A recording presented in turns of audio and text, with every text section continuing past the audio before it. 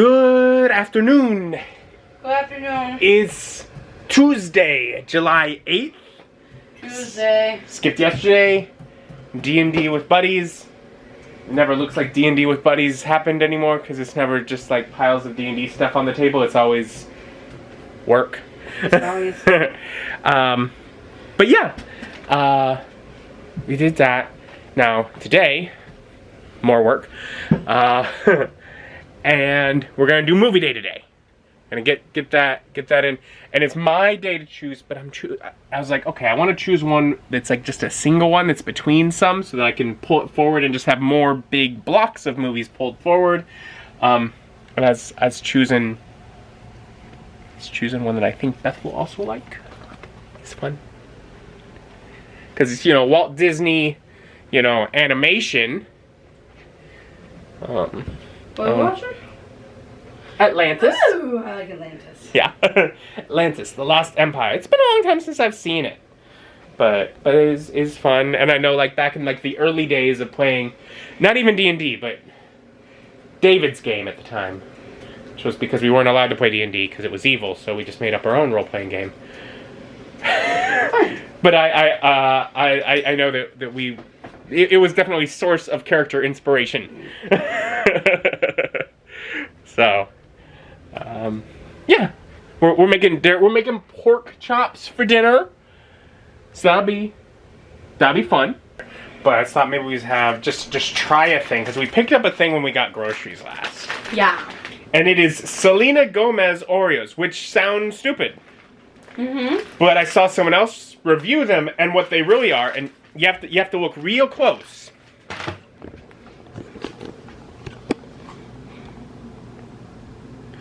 They're chocolate and cinnamon Oreos. Ooh. So it's cinnamon Oreos, which sounds good. Yes. They've attached some celebrity name to it, and Don't get me wrong, we love Selena Gomez, but I don't actually know who she is. wild.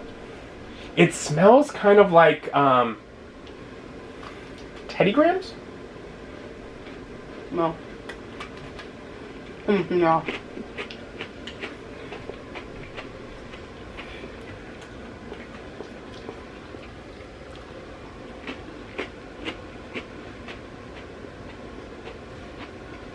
Not bad.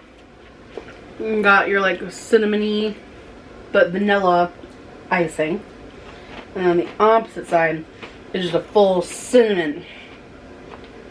Yeah, cinnamon or chocolate. Is it chocolate? So the white one is sweetened condensed milk flavor, cream with cinnamon sugar inclusions, and the brown one is chocolate and cinnamon flavor cream. Okay. Okay. I'd say better than normal Oreos. Probably not as good as the peanut butter Oreos, but those are the best Oreos. I really enjoy normal Oreo. But they're a good flavor one. Huh. Anyways, so we're doing that. Waiting a little longer for baked potatoes so we can get pork chops going. We're gonna have some good dinner. Scrumptious, hopefully. I don't know, we've never made this before. And then we're gonna settle in for movie day and watch Atlantis The Lost Empire. And I would give Atlantis The Lost Empire 8.2 out of 10. It's like actually really good. Yeah, it's a Like- movie. Like I was kind of almost surprised. You forget how good it was? Like I don't know if I ever understood how good it was. Like so many of the things that made me this is the highest I've rated an animated film so far. Wow. I'm like, there are so many details that I'm sure when I watched it when I was younger, I did not pick up on. Back of the box. Set your course for the ultimate undersea adventure of discovery and amazement in this state-of-the-art 2-disc DVD collector's edition. Begin your journey by exploring the action and effects-packed 2D/3D animated feature and awe-inspiring extras on disc 1. We just watched on Disney Plus because it's easier than using the discs. Navigate through stunning, never-before-seen Yeah. all about Hold on. the disc. Never. Yeah, I'm reading it anyways. It doesn't matter. Never received bonus features on disc 2 using one of 3 exclusive viewing modes. An historic first from Disney. Loaded to capacity with technical wizardry, this special collector's edition of Atlantis The Lost Empire sets a course as one of Disney's most exciting DVD creations ever. The journey awaits. It does not say anything about the movie. Other than there is a action and effects packed 2D/3D animated feature. And it is. It's definitely like quite a bit of it where I'm like, oh, that uses 3D. Now, I will note about this set. It is one of the fancier ones I own. It is 2 discs, and each disc gets its full own section, and the booklet inside Finally says something about the movie. no, but it does have a full breakdown navigational overview of the menus of the DVD extras, like a physical menu overview. I was looking at that when I was pulling it out, and I'm like, it's like that's a choice.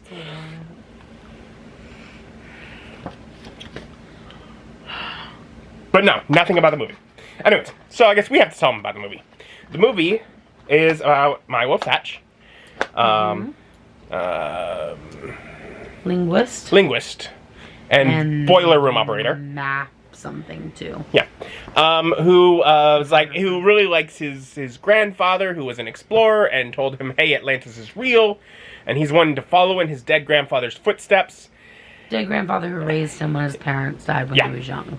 Lots. That's the kind of thing that I noticed in this. Like, there are so many just heartfelt little moments that are small, so small, so easy to miss, but motivate so much a character. Anyways, as he's having his dreams dashed, someone breaks into his house and says, "Hey, a rich guy wants to finance your expedition. He was friends with your grandfather." Well, that's not exactly how it goes, but that is essentially how it goes. That's the that's the gist. That's the someone breaks into his TLDR. House. Someone breaks into his house, takes him to the boss. That says all of that. Yeah. Anyways, directly from the guy. Big expedition. Quite a few of the people on it are crew that worked with his grandfather. Really exciting. And you know what? His grandfather had already done what his next step in finding Atlantis was. Found the map, essentially. And so now he just gets to go right onto the expedition to find Atlantis. Oh, harrowing journey. Fought with trials, mechanical leviathan, etc. But they make it. And they find it. But here's the thing. It's not the ruin of Atlantis. It's a living city with people that are still living in this dome underwater. And so it's all like, whoa, I know you guys are coming here because you want to find this power source that all the Atlantean technology was based on, but it'll kill them. You can't do it. And then the military expedition leader is all like, yeah, we can. It's worth a lot of money. Watch us. But, so exciting things happen where also Milo, the linguist, helps the Atlanteans rediscover their own written language that they'd forgotten, enabling them to reactivate parts of their culture and technology that they had lost in the thousands of years since they've been underwater. So he's helping them. Anyways, bad military expedition leaders all like captures the power source now in the love interest, and is like stealing it. And Milo like tugs on the heartstrings of the other people in the expedition, and they're like, yeah, we've like robbed a lot of tombs, but this isn't a tomb. These people are alive. Yeah. So only bad guy, his right-hand woman, and all the faceless henchmen carry on to steal the crystal/love interest, while the other main characters stay behind. Yeah. The king dies. Like, oh, save my daughter, love interest character. Kita is her name. Yeah. And so Milo, like, with help of the doctor, gets some courage and, like, he's like, hey, Atlanteans, we can actually use these things you got to power this technology that you've forgotten how to use. Let's go save the city. And big harrowing action sequence. They save the city. He gets the girl. They give some money to all the people that decided not to go with the bad guy and send them on their way, and Milo stays to become an Atlantean himself. Great fun. It's very cute. It's very good. Throughout it, they have lots of touching moments where people talk about details of their family life and why they're doing what they're doing. And then those get brought back later on to motivate things. A little thing I noticed in this that I certainly never noticed before is because the movie starts with like the cataclysm that causes Atlantis to go underwater in the first place, and Kita's mother ends up brought into the crystal, saving the city. But when she does, Kita, small child at the time, has her bracelet pulled off her hand by her mother, who's just like, you know, holding her hand to the last moment, basically. Kita, when she is able to save the city and then return, has her bracelet back. Yeah. And it's like, so essentially, it alludes to while she was in there, she got to see her mother still in there. Yeah.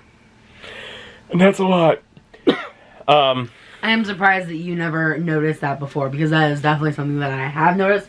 But maybe it's the girl in me that's like, you know, I mean, losing the mom was so devastating, and then like you're worried the entire time because Kita's been absorbed into this crystal. You're like, oh my gosh, is he gonna be able to get her back? Because basically the mom never got came back. Lost to it. Yeah, never came back from it. Yeah. And this time, once the city was safe and the crystal had done its job, Kita wasn't fully lost to it and was able to come back. Yeah. So. But the fact that she got to see her mother while in there, that part was no, awesome. it's super. It's probably been. I wouldn't be surprised if it's been. It's probably been at least 15 years. Wow. Yeah. This came out in, I think, 2001. So. Yeah. Yeah, I got the special DVD, and I'm sure I watched at some point all these fun bonus features. But otherwise, it's been on the shelf. Other details. Just little references. It's set in, I believe it's 1914. There's references to P.T. Barnum, which of course we know from The Greatest Showman. And just sort of like his, like, you know, his attitude of business. Yeah. Definitely not putting him in the light that The Greatest Showman puts him in, but... Greatest Showman is not accurate, but that's... No, Greatest Showman is exactly the kind of biography that Barnum would have wanted of himself, though. He had no interest in telling the true story of himself. No. Anyways, but there's references to that. One of the things you've, I'm sure, seen online is there's references that when talking to the wealthy financier, there are fish in a tank in the background that are, at that point, considered extinct.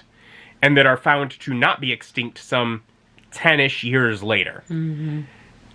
So, clearly, this guy is, like, delving into things, like details like that. The actual language, they just made a language for the movie.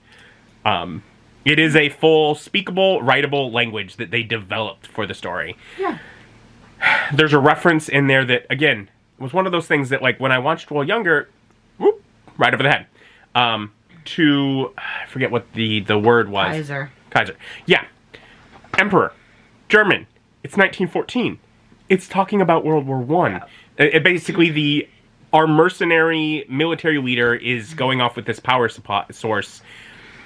You know, he's going to sell it to the highest bidder. Yeah. Is basically Milo's concern. And just the reference to that. And I'm like, there are all of these little details that, I'm sorry, are not needed in a child's movie. No. This is not kids' movie territory. They did not treat this like a kids' movie. And that's a lot of why I love it so much. That's why it rated so high. It's because it was fun as a kid. I liked the movie as a kid. I bought it and I watched all the making of stuff. That's how I know about the language and all that, because that's all on the bonus features here.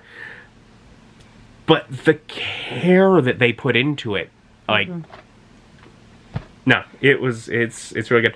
It also is very beautiful. It definitely has a style, weird angular kind of style to the animation, but it looks good.